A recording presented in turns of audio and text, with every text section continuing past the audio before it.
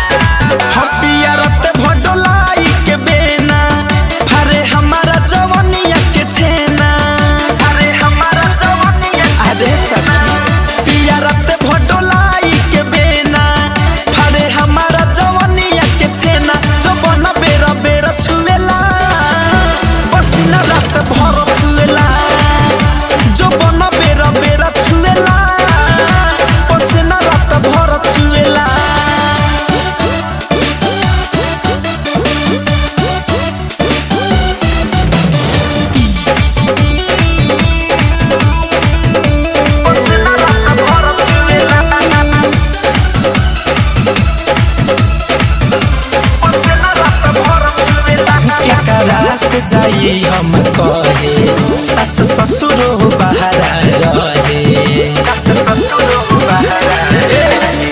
जब मन करे तबे पियावा दही में नहीं रहे।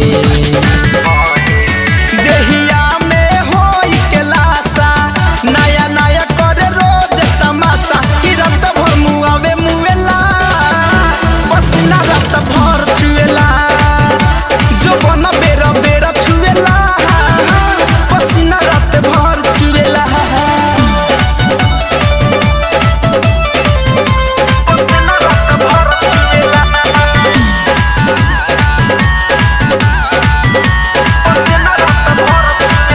धनंजय से हो गइल नफरत, नैहर भागे जाई बानी सफर। अब हमारा